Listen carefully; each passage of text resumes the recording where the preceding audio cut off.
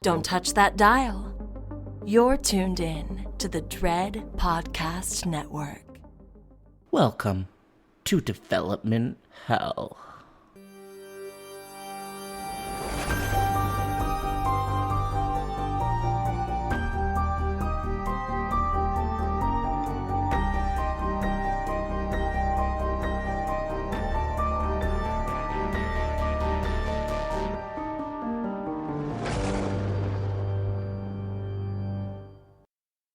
For every horror movie that hits V.O.D, countless others end up D.O.A. Development Hell is the podcast dedicated to unearthing these cursed horror productions. We're going to find out what went wrong, and then decide if these titles still stand a shot at the green light. I am your host, Josh Korngut. I am a filmmaker in Toronto, Canada. This podcast is a proud member of the Dread Podcast Network.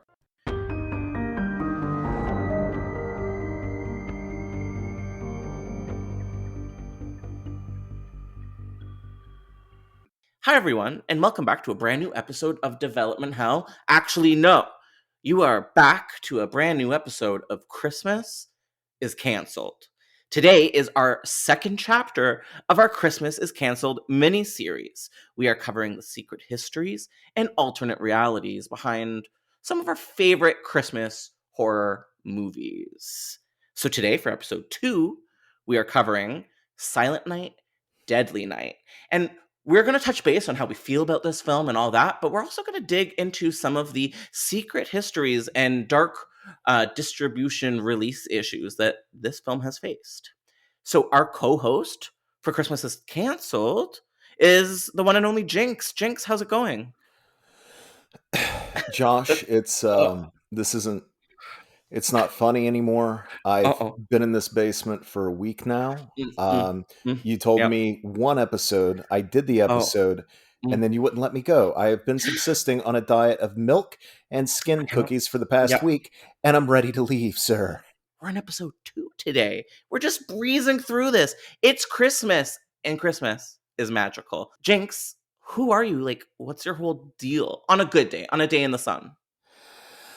Let me cast back and try and remember days in the sun. I am a writer and podcaster. I've written for Bloody Disgusting, Horror Hound, Dread Central, way back in the day. I currently write for Bloody Disgusting an article series called Phantom Limbs, which delves into the histories of unproduced horror sequels and remakes. I have a handful of other columns as well. I'm not going to bore people by talking about them.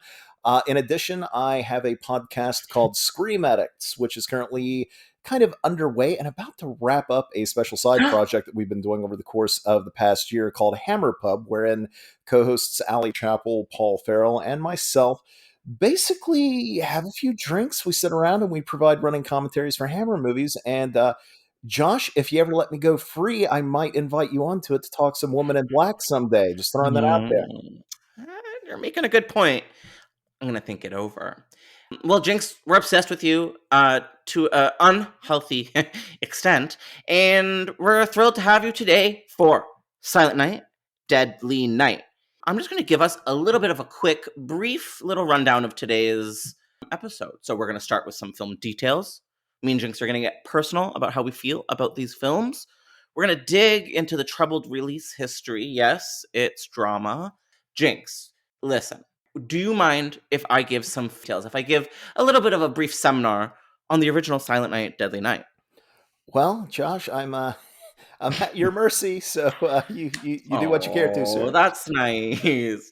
Okay, well, Silent Night, Deadly Night is a 1984 American horror film.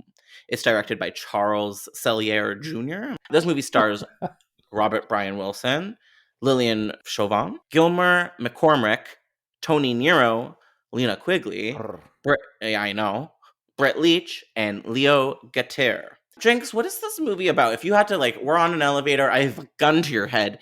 What's the synopsis? What would you say? Is the logline for this movie? If you had a gun to my head. Okay. Yeah, hypothetically. Yeah, let me try and imagine that.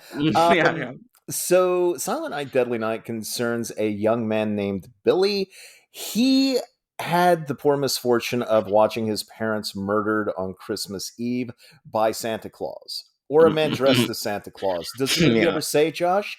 I don't It know. doesn't. It Doesn't? doesn't say. It could actually be Santa. That car is very Santa, but keep going. And so the poor orphan, newly minted orphan, as it were, is kind of shuffled Mm-hmm. off to a Catholic orphanage where he is subjected to even more abuse, as it were. And he Mm-hmm. grows up to be a very unsettled young man.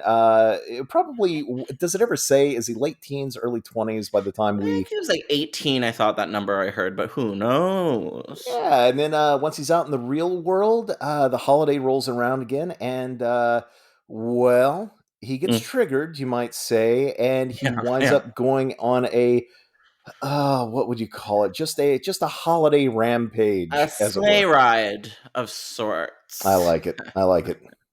Yeah, that's about accurate. Uh, yeah. Let's get Oh, into and how. it is Oh, worth oh, noting oh. that he does carry out all of his killings while also dressed as Santa. Yes. Which must be it must get hot. You know, that like good for him because that can't be easy. Jinx, what was your first encounter with this franchise? I'm gonna say this movie, but if a different installment comes first, you can let me know. What was first? No, I did start at the beginning, but what's crazy, even for being kind of a huge slasher fan when I was growing up in the 90s and, being a burgeoning fan of the genre and trying to check out as many of the franchises as I could, beginning to end, becoming kind of a completist, I would have to Mm-hmm. watch all of the Nightmares, all of the Friday the 13th, all of the Texas Chainsaw, so on Yes. and so forth. For whatever reason, Silent Night, Deadly Night never really appealed to me. And this is I'm somebody who adored Black Christmas at a young age. I adored Christmas Evil at a young age, but something about Silent Night, Deadly Night kind of put me off, and I can't put my finger on what it is, except maybe to say that I kind of had a good idea what kind of movie it was, and I was right, by the way. Yes. And that kind of movie, admittedly, isn't really my bag, and we can get into it when we talk about our impressions of the films. But I Mm-hmm. didn't actually see the movie until I want to say Anchor Bay put out a nifty like anniversary DVD probably 12, 15 years ago, something like that, and Mm-hmm. I kind of double featured the first two movies, and that's how I saw them, and I wound up picking up the because I am a completist, even if I didn't care for the first two movies that much, I did have to own 3, 4, and 5, and then eventually I went on to check out the I believe it's Stephen Miller who did the remake in Mm-hmm.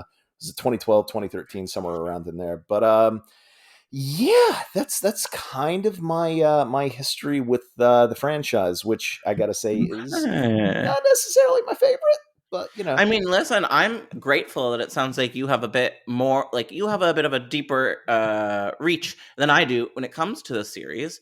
I had only ever seen the first one, and I didn't see it until very, very late into my horror movie career. I remember, something about the marketing campaign, even when I was a kid, I could tell that it was trash.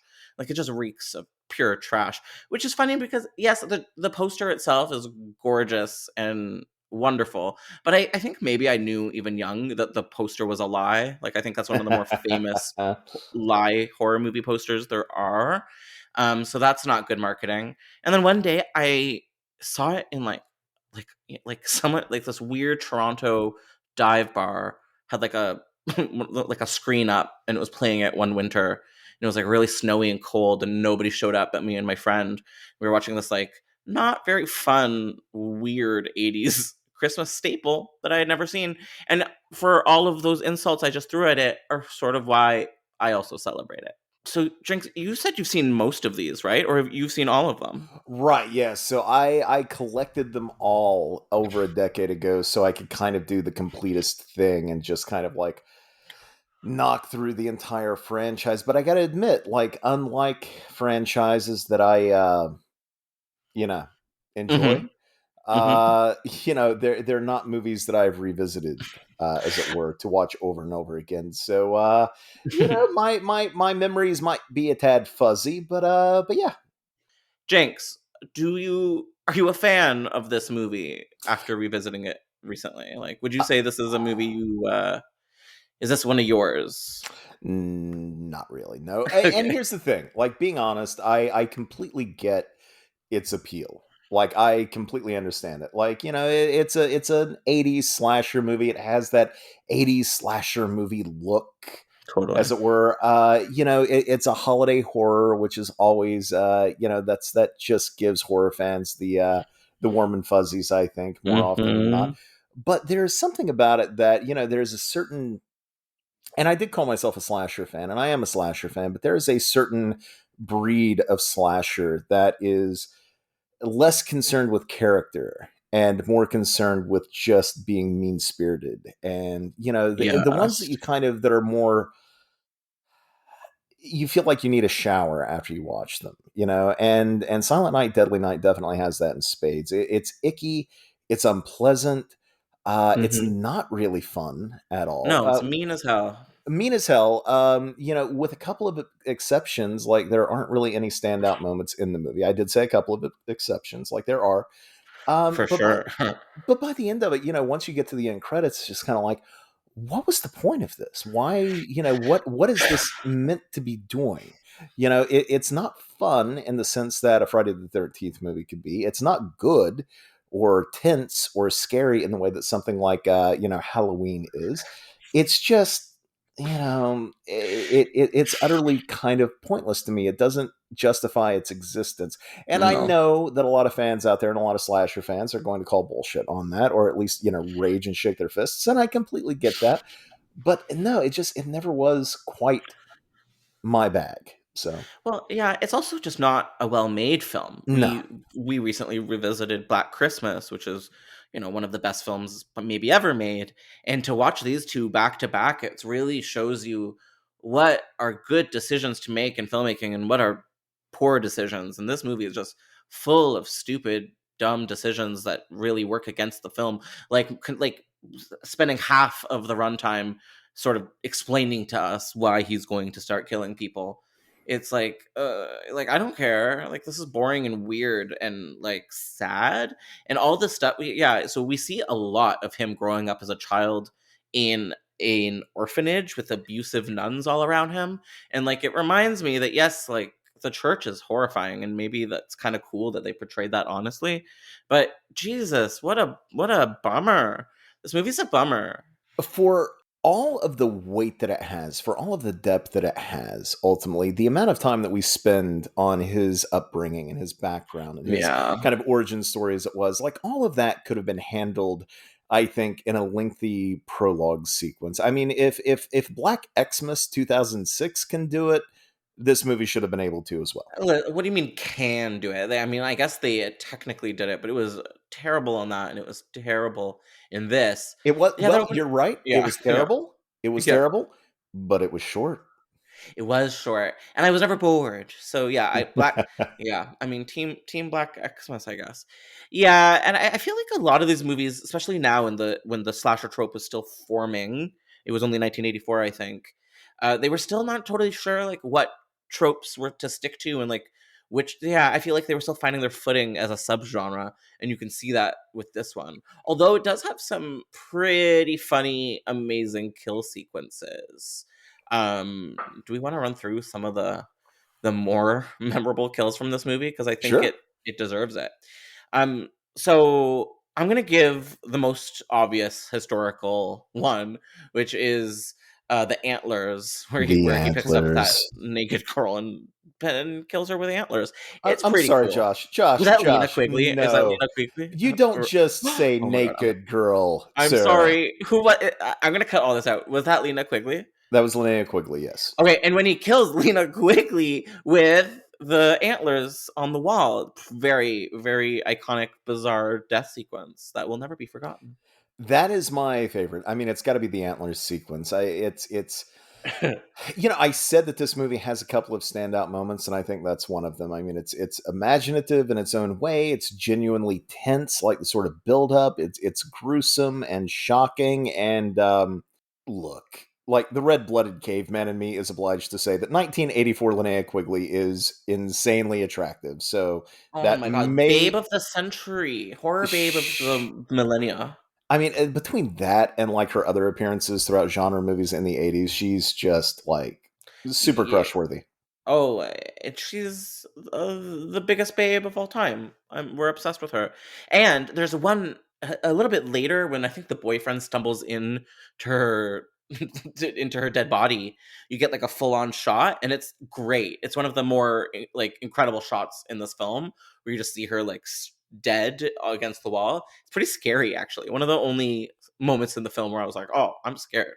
Yeah, absolutely. The whole sequence, I think, is a standout. If the I talked about the movie being kind of like mean spirited and not very well made, but honestly, if the other set pieces in the movie were sort of at that level, Mm-hmm. I think I would enjoy it a hell of a lot Oh more. yeah. And honestly, even though that's the most I would say the most famous kill sequence in this movie, maybe arguably, it's not my favorite. Um What? would you should I make you guess what my favorite is, or should I just tell you what it is? Because I Please feel like just tell me, because it's gotta be the sleigh ride decapitation. It's so good. It's so funny. And you know what? Honestly, also like a little scary, even though it's the most outrageous and silly moment of all time. I love there's something so effective about 80s like teen bullies. No matter what movie, no matter how good or bad the movie is, a bullying sequence with kids is always gonna like be intense and scary and worse than the kills. And so when you have that like classic 80s bully sequence with those some of the more likable characters in this movie, I would say those two kids. Um the scene's great. And oh, and there's a part where the other like the nice kids are looking into the woods and there's somebody here. Like, get out of the woods. There's a killer Santa. But yeah, that decapitation scene where he's going down the hill on the sleigh and Billy just jumps out of nowhere and I think says naughty. It cuts off his head. Am I right? Is that naughty, punish. naughty, punish? Yeah, it's like the Hulk. Gotta be my favorite scene in the movie. Also, because it's in the woods, kind of gives me winter Friday the 13th vibes. Which we still deserve one day, someday. You and I's got to do an episode um on winter Friday the 13th. I have here worst kill, but I'm gonna assign this to you, and I'm just gonna tell you what it is. Well, the opening scene is just so, or not opening scene, but like the Yeah. first scene where Billy's parents get murdered is just horrendous. Jenks, can you tell us about it in case anyone forgot? It's super icky. So, you have the sequence where Billy and his parents go and visit the grandpa, and which, by the way, I do want to talk about that at some point. Yeah. Wait, should we do that right now before, just because Please, it's please. chronological? Okay, the grandpa at the very beginning of this movie, the killer that would grow up to be the killer is like a little tiny, cute, adorable child with lipstick on, and he's with his parents, and they're going to go visit his grandpa at the what do I call it? At the sanatorium. Who knows the hospital? And Grandpa's like catatonica, just staring at the wall, being like, I don't see you, I don't hear you, please go home. And so the mom and dad are like, this is what we do. We leave the child with the catatonic vegetable man because that's what we're gonna do. So just stay As you here do. with you. It is the 80s, okay? It could have been worse. So they leave this child with this catatonic man, and of course, the second the parents leave, the catatonic man's like, in action. He's like, just kidding. That's not real. I just don't want to talk to anyone. By the way, kid, Santa's evil and it's Christmas. And if you ever like did anything as bad as sneeze, he's gonna fucking kill you. And the kid's like, Grandpa, what? Well, like, why are you doing this to me? I'm just a kid. And the grandpa's like, fuck you. And then when the parents come back into the room, he just like pretends to be catatonic again. Why? Jenks, why? I think that the grandpa sequence is, and I say this genuinely, is a marvelous short film that stands above everything else in the film. It could be its own little 5-minute short film and it would be a masterpiece. I genuinely mean that. It is a wonderful scene that is enjoyable on its own. I mean, the scariest damn night of the year. What? Wait, I what? it is so good, and the grandpa's performance in it is so great, and the effect on the kid. And there's something, and here's the thing: I think that's part of the reason that I don't like the movie is because the promise of that scene Uh-huh. is one that's going to be creepy and spooky, but also have like this marvelous vein of dark humor in it. Okay, what's the guy that made Killing of a Sacred Deer and the Lobster, that Greek director? Yeah, Yorgos Lanthimos, I think. That was like his first short film. Oh, That's what yeah, that totally, was. totally. But Yeah. But the problem is that you immediately follow it up with a sequence where Yeah, Billy's here we go. parents Mm-hmm. are carjacked by a Santa, and the in a very grim, just grindhouse icky sort of way. The Santa, evil Santa, as it were, shoots Mm-hmm. the father, tries Ouch. to rape the mother, and Yeah. then ultimately like isn't successful but slashes her throat. Yeah, And it's like, brutal. what the fuck am I And the little watching? kids Like, walk. The little kid is like, and this is all from the little kid's POV in the bushes. yeah, he's seeing it all, and it's like, okay, this is the worst Batman origin story I have Uh seen yet. oh my god, Jinx. Jinx, I don't know. I've never heard that take before. That's hilarious. I'm dying of laughter. I've died. Thank you. And then like poor Billy, he gets recruited, and then like a Santa Claus flies through his window at night, and he decides to become a DC superhero who dresses like Santa Claus and murders everyone. And that's DC for Dread Central. Yeah, I agree with everything you just said. And so that's the basic origins. Well, that's like the proposed basic origins of Billy the Killer. I personally think he's a killer based on his origins getting abused by nuns in an orphanage. Like I Oh, think 100%.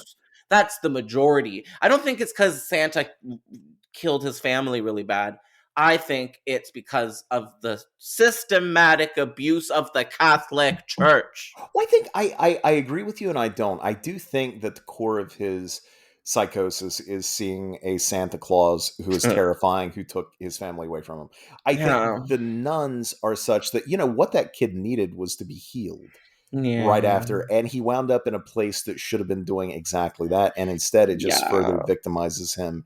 And the hypocrisy of the place is what ultimately, honestly, if we wanted to peel back enough layers in this movie, we could find meaning in it where I'm sure there was none intended to be.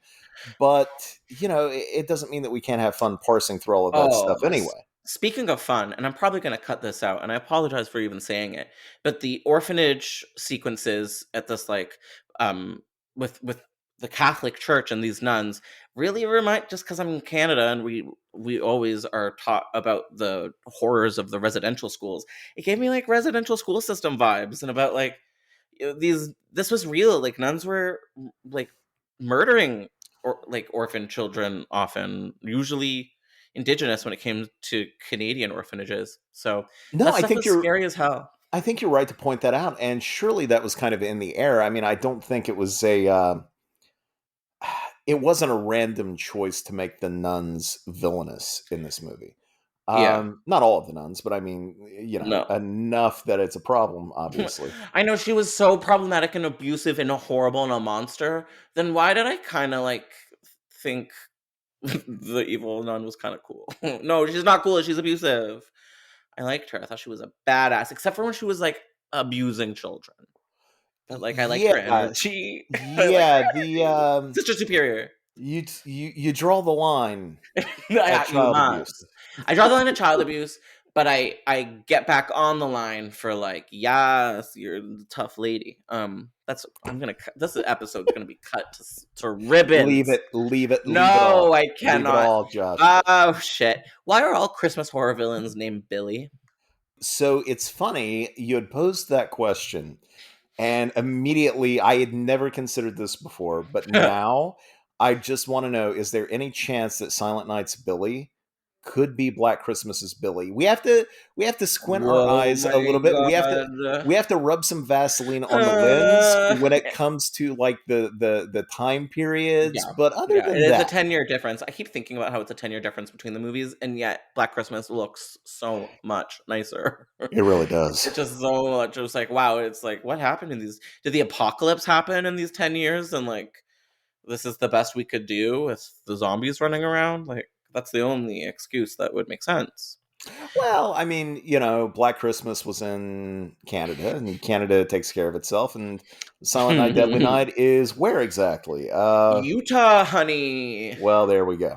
What's with all these horror movies getting filmed or taking place in Utah? Wasn't like the bunch of Friday the 13th in Utah?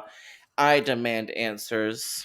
I have an innate fear of Utah as a result. So any shit talking is down to the movies that I watched in my youth. So Are you from Utah? forgive me, Utah listeners. You're not from Utah. You're from North Carolina. Oh my god, I have no idea. What the hell? I'm from Southern Ohio, Josh. Come Oh on. my god, I'm sorry. Come on. I'm sorry, Jinx. Southern Ohio. Southern Ohio. Is there a town name that I should know? A little place called Franklin Furnace. Franklin Furnace? Yep. Stop. I would call it a one stoplight town, Franklin Furnace. but it didn't have a stoplight until about a decade ago. Certainly not when I No, was growing up. it's the best fucking name. It's the best horror movie town name of all time, Franklin Furnace. I'm Okay, obsessed with it. I still want to make a horror movie called The Furnace that is set in my old hometown. I really Why do. can't you call it Franklin Furnace? It's weird and long. It has to be the furnace or just furnace. What about that? No, either would be fun. Okay, we are going to get this pitch together and I am going to swindle you for millions. Cut me on a part of it. I'll be fun.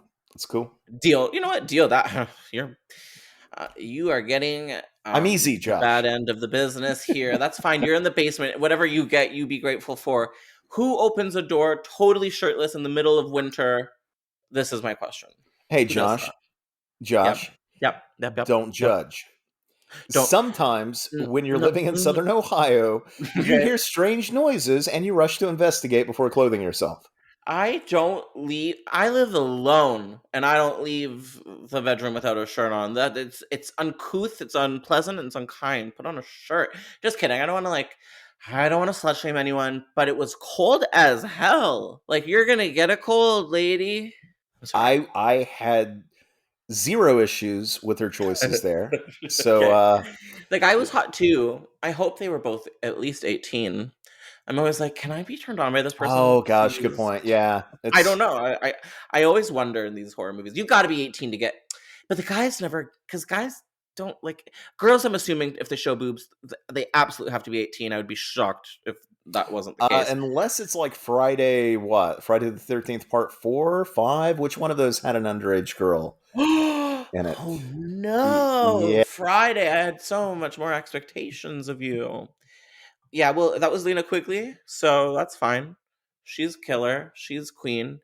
I wish she had more to do in this movie, but that's Same. I mean, what there wasn't more to do in this movie though, so no offense to anybody. Any final personal thoughts, personal feelings, personal encounters with the original Silent Night, Deadly Night film? The music's kind of No, hot. I hope that fans listening out there who actually like the movie don't hate us too much for not liking the movie so much. It's not that I hate the movie, it's just simply that it's not for me. If you like it, more power to you. I love a couple of sequences in it, but beyond that, it's kind of disposable to me. Jinx is showing you guys respect, but where did that get him? No, that got him in the basement. You guys don't deserve respect. This movie is terrible. I'll watch it many more times though. Like I'll watch it every year if I can. I just don't like it. You know what I mean? Yeah, no, I get it. You get it. Yeah, that's it for me on this movie. I celebrate it. I don't like it. Let's get into secret histories and alternate realities. Jinx, you Yo. don't know this, but I'm going to give you the ability to pick between the two because today we have secret histories and alternate realities. Bloody Which hell. goes? Let's go with secret histories. Ooh, secret histories. So it's not so secret, but Silent Night, Deadly Night ended up being one of the most controversial horror movies of the 1980s. Jinx, can you guess why? If I had to guess, that iconic poster probably played no small part. No. Yeah, we take Santa very seriously in America. Santa is the symbol of capitalism, and capitalism is kind of our god. So this is what's it called when you're mean to God, or the government? What's that called? It's that. I would hope that those would be two I think it's the entirely same different word. things. I think it's the same word. Maybe it's not. It's bad. It's something that we take very seriously, Santa Claus, and this movie really shat all over him, and people were really mad about it. Yeah, exactly. We want our Santa hawking Coca-Cola Yes, we want our to Santa preserve in. the sanctity of Yes, the holiday. yes. Santa rides on polar bears, and he makes Coke. So Yeah, so there was this whole advertising campaign for this film in the 1980s, particularly these TV trailers and some posters that we were talking about with the hand with coming out of the chimney with the axe. It really, really upset parents in America, and it upset the PTA Josh, you specifically. mispronounced the country's name. Come on. In America, America. America. I'm Canadian. You know, I don't know anything about you guys. You know how you guys don't know anything about us? Well, we don't know shit about you. That's not true. Well, you really? I David Cronenberg is president. Wow. Okay. First of all, prime Uh, minister, but yes. sure. And the Mm-hmm. second Super Uh-huh. Troopers was set up there. Oh my Oh, and God, that's I'm sorry. enough. And no. Oh my Most God. important thing. Let's see. Oh my God, the Canadians are The screaming. I can hear the them. The pots and marvelous. pans. Okay, so Canada plays home to Oh the my God. marvelous Alley Chapel, Oh, that's true. and you all like to say a boot. So You know what? I can't argue any of that. I can't. I cannot. Yeah. So the PTA got involved. Jinx, who the hell are the PTA? It sounds so familiar. The Parent Teacher Association. Is that the what they are? Parent Teacher Association, What nerds? the Paul Nerd Thomas alert! Andersons fought to have this film removed. Paul Thomas Anderson was pissed as hell about this movie, and he got it removed from theaters due to the fact that it was about a killer Santa. People were specifically pissed off because this movie aired ads on programs such as Three's Company, Little House on the Prairie. It was prime time promoted, and a lot of families saw it, a lot of kids saw it, and this got a lot of kids pissing their panties, and parents weren't liking that. Which Parents I were like, call bullshit no, on no, that. no. I don't think it did at all. I frankly think that you had a lot of Mm, parents who thought that their kids might be upset about this. And rather than just having a conversation with their children and outlining the difference between fiction and fantasy, instead, they just had to satiate their need to feel righteously angry about something, anything, to feel better about their terrible little fucking lives. their lives are bad. The PTA in 1984, come on, nobody's fucking. It's terrible. Yeah. So the people were literally pissed off, and to the point where people were protesting theaters, people were protesting its premiere, people were like gathering together and singing Christmas carols in protest. The whole scene, it was a mood, but it did eventually get this film pulled from theaters. I don't know how How long it was theaters. Was it in theaters just for like a couple of weeks? Does that sound familiar to you? it was not there long. I'm just wondering. They staged protests. How good must we have had it in the 80s that these dipshits, like, that's the thing That they chose to that protest. Yeah. launches them into action, that gets their asses off the couch Yeah. to go Yeah. out and picket. Yeah. Like, where were they during Rodney King? I bet they were not outside. Yeah, these people suck, I bet. They sound terrible to me.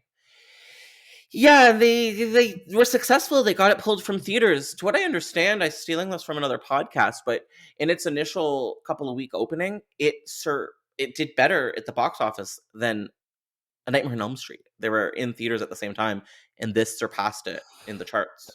If they just held true, I think, this is a franchise that might have really taken off. And I say really taken off. I mean, there were 5 installments and a remake, so I don't suppose that's anything At to what sneeze at. cost, though? At what cost? Exactly. But, Very little cost, actually. They're cheap.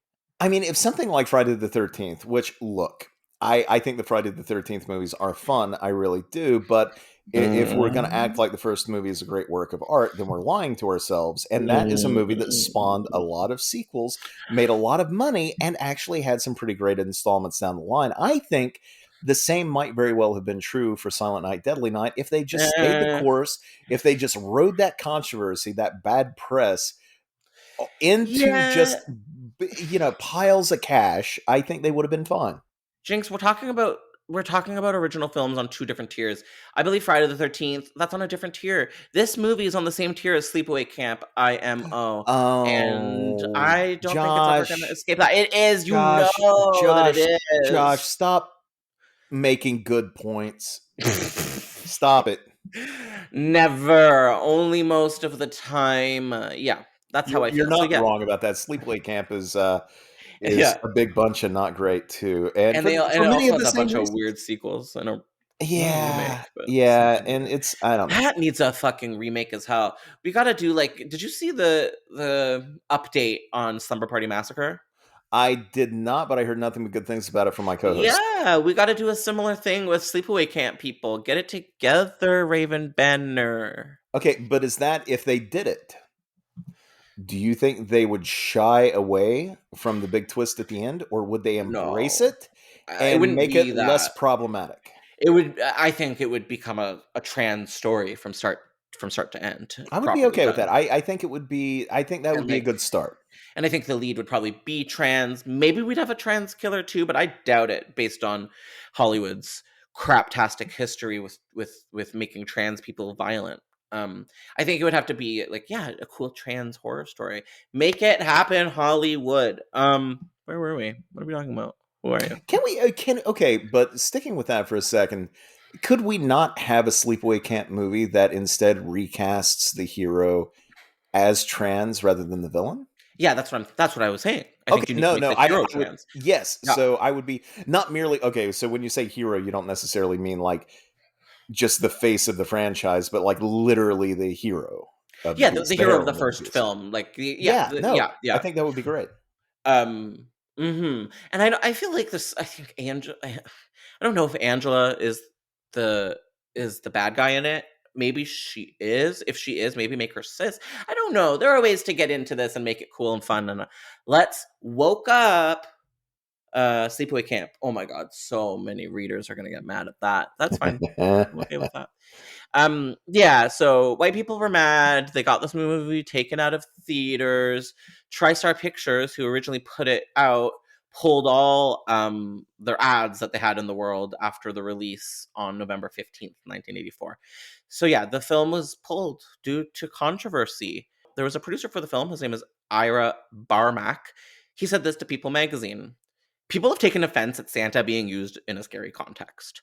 Santa Claus is not a religious figure. He's a mythic figure. I didn't deliberately ride roughshod over that sensitivity, and I didn't anticipate the objection to it. I liked how angry I made him. That That was was fun. okay. Yeah, that was. I felt the anger on that. I was mad. And then he kills Fuck's everyone sake, with an I'm sorry. axe. Get back in the basement. An editorial was published in Variety around that time, and that said something along these lines. Most protests were generated by the feeling that the depiction of a killer in a Santa Claus suit would traumatize children and undermine their traditional trust in capitalism. I mean, Santa Claus. Okay, so going back to your first quote, one, really angry. Yeah, Two, he's not wrong. Santa he's Claus is pissed. not a religious figure. He is a mythic character. And if anybody knows anything about the origins of the myth, Santa Claus comes part and parcel with the notion of punishing bad little boys and girls. Like you have, I mean, Mhm. in some cases, you have Santa himself with, the coal in the stockings or whatever, which admittedly is a far less, terrible punishment than getting shoved onto deer antlers. Yes, admittedly. Yep, But then you yep, have yep, figures yep, like, yep. Black Peter and Krampus and, Nice. figures who are meant to actually, mete out punishment. Whereas, Santa rewards, the other figures punish. And so for people to get all up in arms with the notion that Christmas, as far as the mythic side of it, when we want to plant all of these make believe figures, into it, like fucking reindeer that fly and Santa and whatnot. The fact that they would get up in arms over a violent treatment featuring those characters is just kind of fucking silly and ignorant in its own right. Now, for the second Mhm. quote, did I hear that right? Undermine traditional trust in Santa Claus. That's what they said in Variety. Yeah. So Yeah, yeah. Let's let's unpack that. Let's unpack that little present. let's talk about that for a second. Yep. Let's take the ribbon off. Let's make it sexy. So Ira Barmack, in the first quote that you noted, like he was talking about how Santa Claus is not a religious figure, and that's a fact. And yet, and here's the thing, bit of info about me: I am a Christian. I Hi. also live in a country where I am utterly exasperated by large swaths of people that call themselves Christians but act as though they're anything but, which sadly is the largest faction, it seems, in this country. I'm sorry to hear that. I think it only seems because they're just the loudest. Yeah. There's so many swaths of what a buddy of mine described as hypocristians living in the Bible Belt that it unfortunately gives the religion as a whole a really bad name, when in fact the teachings of Christ, I think, are probably teachings that most people could get on board with pretty easily. Yeah, it's just like, why all the hate against the gays, general public? Exactly. When in fact that is not Christians, what. Yeah, exactly. How did that get into the zeitgeist? I'm scared. But yeah, I know you're right. It's just the loud assholes that are ruining it for everyone. Thank you. But by those assholes aside, by and large, all Christians in this country raise their children believing in such concepts early on as the Tooth Fairy, the Easter Bunny, Santa Claus, yes, and God. Whoa. And one by one, all of those figures fall. So if you're a Christian raising your child to believe in the Tooth Fairy, the Easter Bunny, Santa Claus, and God. Okay, first, the Tooth Fairy, that's the first one to go. Like the first time you wake up and, somebody's trying to slide a quarter under your pillow and take your tooth away or whatever, it's like, okay, I'm calling bullshit. Okay, and the Tooth Fairy is a pretty big stretch anyway. Now, the Easter Bunny, the idea of a large, man-sized bunny hiding Easter eggs around to celebrate the resurrection of Christ. Like, where did he get those eggs? Well, I mean, did he make them? Like, I've got questions. Did he lay them? Yeah, I was like, you're a mammo, babe. Like, but there's a great Bill Hicks skit about the Easter Bunny that listeners out there just look up Bill Hicks and Easter Bunny. It's marvelous. An Easter Bunny came in the night and laid eggs. Why those two things? Why not goldfish laid Lincoln logs or something like that? But no, at a certain point, even though you continue to celebrate Easter, the notion of the Easter Bunny, that falls away too. And that leaves, standing alone by himself, Santa Claus.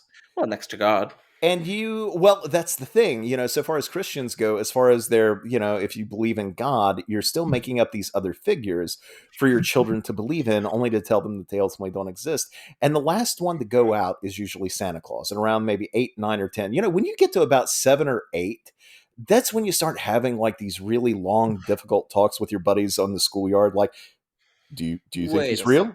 Yeah. I mean, hold on. Like, have you ever seen him? Fuck, I don't know. And then you smoke cigarettes and you're like freaking out, and you have that like Charlie board from It's Always Sunny in Philadelphia, and your eyes are all black, and you're like, I can figure it out. But eventually, your parents sit you down and they have the talk where it's like, well, Santa Claus may not be real, but he's real in spirit. He's in your heart. It's the spirit of the holiday coming season. Back. I'm sorry. Oh my God. He's gone. So to me, I never understood. It's like you finally get to God, and it's like, I'm just wondering, like, are Christians doing their faith any favors at all by continually undermining your children's trust in figures that they cannot see, that are not tangible before them? It's like, okay, not real, not real, not real, still real.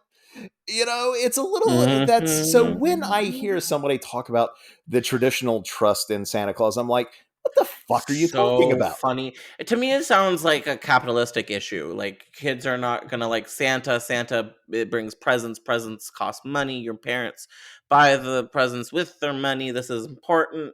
This is a clog in the system. How dare you stop us from getting money? That's my take on it, to be honest. Consume, obey.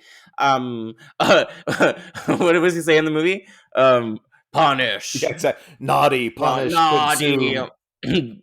Hulk, punish. You know what, Jinx? This was fucking fun as hell. I want to get into conclusions. Are you comfortable with that? Does that make you feel okay? Yeah, but I do want to ask, do we want to get to the conclusions before we mention Gene Siskel and Roger Ebert?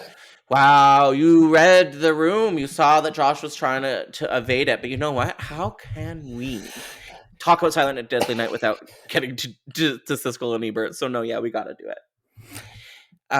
Yeah. So those two nerds, can you tell us how they're involved in this controversy? Because I know, but you're gonna do a better job, and I love you. No. I mean, the thing is, in the midst of all this major backlash against the movie, we also had White Knights Gene Siskel and Roger Ebert riding to the rescue of children everywhere by Ugh, decrying God. a slasher movie that those same kids never would have seen until years later. Anyway, And and also making it more relevant and ensuring more children will be seeing it. 100%. It's the forbidden fruit. You know what? You tell if they would have just left it alone, kids probably would have stayed away in droves anyway. But by telling them they can't see it, you've Yeah, all you're but fucking guaranteed it that up. they are going to seek that shit out. It's Faces of Death in the 80s and 90s for I knew to stay away from that, but yeah, I know you're absolutely correct. Okay, Absolutely correct. that's exactly my point. You knew to stay away, but you know as well as I do, if somebody had told you that you shouldn't watch it, I'd be like, hold on a second, I'm writing the name down. I'm gonna ensure I never see it because I am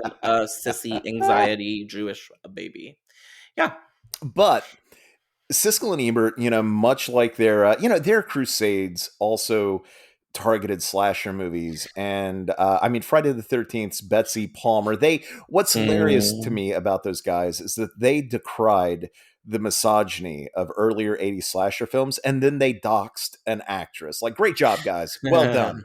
You did good, you fucking Nimrods. I mean, obvious. These are the fucking biggest nerds in the world. I But do. I will say this, and being honest here, as many stones as I can lob in their direction, I will say I genuinely like each of those guys and their me too. work and what Me they too. meant Me to too. me growing up as a film nerd in the 90s. But the sanctimony in certain cases Oh like this my is god. off the fucking charts and utterly indefensible, especially coming from the writer of Beyond the Valley of the Dolls. Like, get off your high horse. You know what I Yeah, mean? yeah. Uh, I mean, a woman was raped and then her throat was cut in front of a little child who I'm guessing was watching it all on set. Like, I don't think there were children unions back then. But yeah, shut up, Gene and Siskel and Nah. Roger It Ebert. is Fuck it you is guys. worth noting that they could champion genre films at times. Like Ebert wrote wonderful reviews for Yes. the original Halloween, for example. So were they all bad? No. Are they complicated figures? Yes. But Hmm. in this case, even though I don't personally care for the movie, I do think their war on the film was more hilarious than not. Yeah, but I wonder if it would be as relevant today if they hadn't taken it down, or if it would be more relevant. Like, before we get into conclusions, like, what would have happened if this film hadn't been pulled from theaters? Do you think it would have been more of a classic, less of a classic, or the same? I think the film itself would have been the same. Now, the franchise, on the other hand, I think might have been markedly different. I think we Yeah. might be currently wondering Yes. why we haven't had a sequel to the reboot in the last 12 years because of rights issues holding it up. We just want more Billy. We might be on movie number 12 or 13 at this point. It Yep. might have cleaned up for whatever distributor elected to pick it up after the monstrous success of the first film. Probably would have been Paramount. Could you imagine the 1-2 punch every year of Friday the 13th and Silent Night, Deadly Oh Night? my god. But instead, no. I mean, they kind of kowtowed to the pressure that they were under, and then they kind of eked out the rest of the entries in this franchise when they probably should have stayed theatrical. They could have gotten better, and we could have seen a completely different series of movies as a result. Yeah. Yes, I think you're absolutely correct. I think the first one the same, but yes, the lineage would look so different today. So, Jinx, in conclusion, do you think we're ever going to get another Silent Night, Deadly Night movie? Yes. Do I know what that will be? No. There have been a couple of mooted attempts. The gentleman who played Ricky, who's Billy's brother in Silent Night, Deadly Night 2, you might know him as the guy who gravely intones "Garbage Day" Yeah, in part classic. two. Apparently, he wrote a sequel that he tried to get off the ground, and I don't know that I mean, up until this point, he obviously hasn't had any luck. Whether or not he will one day, who knows? In addition to that, I think there was an attempt at a sequel to the Stephen Miller kind of sort of remake from, was it 2013 or so, Hmm. which I gotta admit I actually kind of enjoyed the hell out of that movie. But I would be all for that. But more likely than not, I think if the franchise continues, it's going to be another remake or reboot, or maybe if they're feeling a little squirrely, they'll try to do like a Halloween 2018, like Texas Oh Chainsaw 3D yeah, sort of thing, and just do a direct sequel, like a legacy thing. it's like a sequel, reboot, same title, Blumhouse moment. Yeah, but who knows? But here's the thing: will it ever make the theaters? Probably not. Like that has Hulu premiere scrawled all over it, or Shutter premiere, maybe. Who knows? But I'm fine with that. I'm fine with that. oh yeah, Sci-fi no, OG, why I'm not knocking not? either of those. I think that would be I great. know, I know, I know. But it's I will be curious to see what the next step is for this series. Jinx, where can you be found? Other than the basement.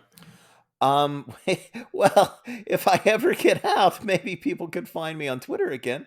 That's at Jinx1981. People can find my writing at Bloody Disgusting, and you can find my podcast that is at Screamatics, or just screamatics.com. Like I said, we are about to wrap up the Hammer Pub special project pretty soon, I think, within the next couple of months. We are just about through with old school Hammer, and then we're going to dive right into the new Hammer era, starting with Beyond the Rave and The Resident and The Woman in Black soon enough. So very cool, very exciting. Jinx, we love you. We're going to give you better sandwiches this week. We're going to give you protein. It's going to be the best week of your life. And we're going to see everyone else pretty soon when we follow up with our third installment of Christmas is Canceled.